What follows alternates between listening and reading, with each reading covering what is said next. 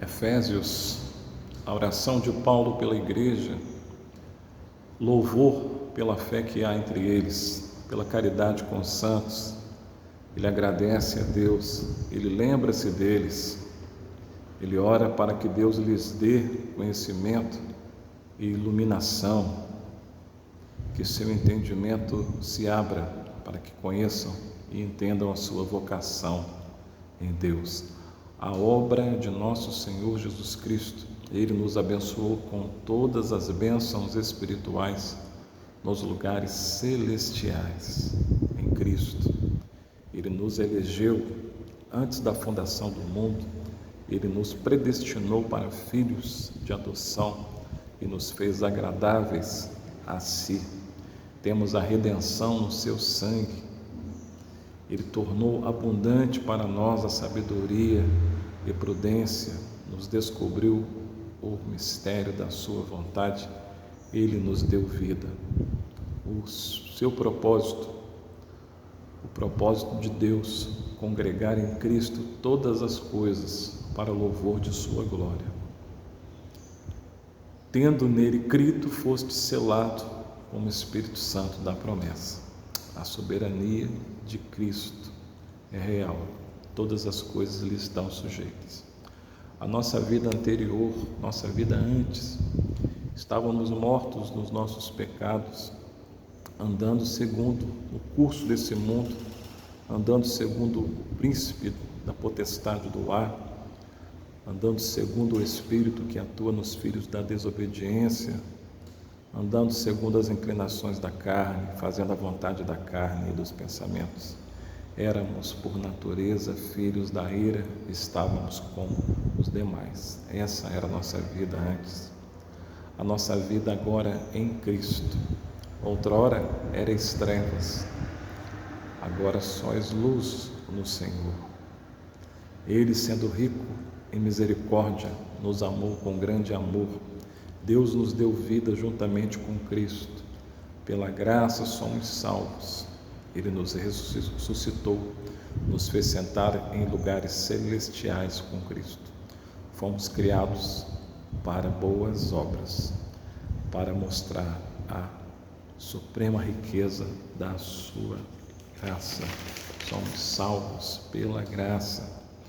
Os gentios e judeus são unidos pela cruz de Cristo. Fomos aproximados por Ele, a parede da separação foi derrubada. Ele aboliu na sua carne a lei dos mandamentos na forma de ordenanças, para que de si mesmo criasse um novo homem. Cristo destruiu a inimizade. Por Ele ambos temos acesso ao Pai em um Espírito. Não somos mais estrangeiros e peregrinos, mas cidadãos dos céus. O fundamento, Jesus é a pedra angular. Sobre ele os apóstolos e os profetas edificaram. O ministério de Paulo. Paulo é um embaixador em cadeias, é prisioneiro de Cristo. Paulo recebeu a dispensação da graça. Seguindo uma revelação, ele conheceu o mistério. E ele escreve segundo o discernimento do mistério de Cristo, que não foi dado a conhecer em outras gerações. Ele foi constituído ministro, conforme o dom da graça concedido por Deus. A ele, Paulo, o menor de todos os santos, lhe foi dada esta graça de pregar o Evangelho aos gentios. A igreja não deve desfalecer por causa das suas tribulações. O mistério revelado. Os gentios são co-herdeiros, membros do mesmo corpo e coparticipantes da promessa. Pela igreja, a multiforme sabedoria de Deus se torna agora conhecida. Temos ousadia e acesso mediante a fé nele. Paulo ora para que a igreja tenha compreensão e comunhão com Cristo. O amor de Cristo excede todo entendimento. Ele faz muito mais do que pedimos ou pensamos. Como devemos andar?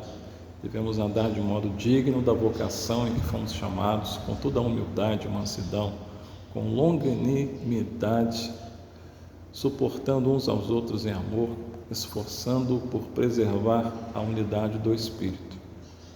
a unidade do corpo. Um corpo, um espírito, um só Senhor, um só batismo, um só Deus e Pai de todos, e que é sobre todos, e que age por meio de todos e que está em nós. Os dons, graça concedida a cada um de nós segundo a proporção do dom de Cristo. Ele mesmo concedeu uns para apóstolos, outros para profetas, evangelistas, pastores e mestres, com vista ao aperfeiçoamento dos santos para desempenho do seu serviço, para a edificação do corpo de Cristo, para que não sejamos mais como meninos agitados de um lado para o outro, levados ao redor por todo o vento de doutrina, pela artimanha de homens que com astúcia induzem ao erro. Somos um corpo bem ajustado, no qual Cristo é o cabeça. Não devemos andar como os gentios. Os gentios andam na vaidade dos seus próprios pensamentos, obscurecidos de entendimento, alheios à vida de Deus. Na ignorância, por causa da dureza do coração em que vivem, eles se tornaram insensíveis, se entregaram à dissolução para com avidez cometerem toda sorte de impureza e iniquidade. Não devemos andar como os gentios. Não foi assim que aprendemos de Cristo, se é que de fato o tendes ouvido, e nele foste instruído segundo a verdade em Jesus. Despojando-se do velho homem, devemos nos revestir do novo. Mandamentos de santidade: deixai a mentira, falai a verdade, irai-vos e não pequeis, não deis lugar ao diabo. Aquele que furtava, não furte mais. Não saia de vossa boca nenhuma palavra torpe, apenas aquela que for boa para a edificação. Não entristeçais ao Espírito Santo de Deus. Longe de vós toda amargura, cólera, ira, gritaria, blasfêmia e toda malícia. Sede benignos, compassivos, perdoadores, imitadores de Deus, andando em amor.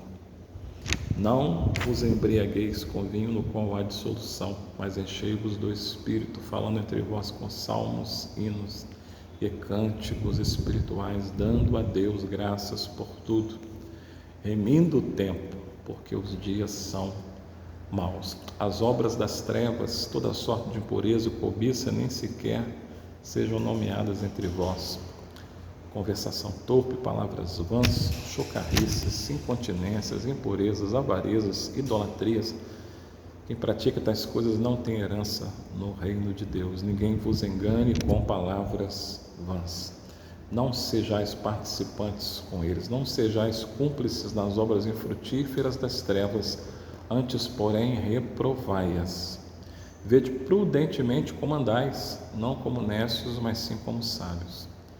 Não vos torneis insensatos, mas procurai conhecer sempre qual é a vontade do Senhor, porque o juízo virá. Por estas coisas vem a ira de Deus sobre os filhos da desobediência. Esses não têm herança no reino de Deus. O lar cristão. Maridos, o marido é o cabeça da mulher. Amai vossas esposas como a si mesmo, como a seu próprio corpo. Quem ama a esposa, a si mesmo se ama. Mulheres, sejam submissas ao marido, respeite-o. Cristo e a igreja, Cristo é o cabeça, ela lhe está sujeita.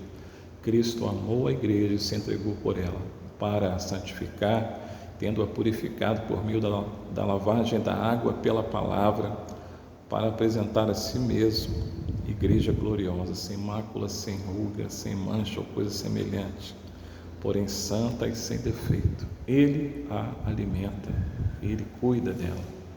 Grande é esse mistério. Filhos, obedecei vossos pais no Senhor, pois é justo. Honra teu pai e tua mãe, pois é um mandamento com promessa. Pais, não provoqueis a ira os vossos filhos, mas criai-os na disciplina e na admoestação do Senhor. A armadura de Deus.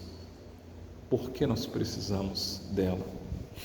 Ela é importante para enfrentarmos as batalhas no mundo espiritual, porque a nossa luta não é contra carne nem sangue. Por isso precisamos do cinto da verdade, da couraça da justiça, Devemos ter os pés calçados com o Evangelho da paz, empunharmos o escudo da verdade. Sobre a nossa cabeça temos o capacete da salvação, empunharmos em todo o tempo a espada do Espírito e nos cercarmos com toda oração e súplica. Resumo do livro de Efésios.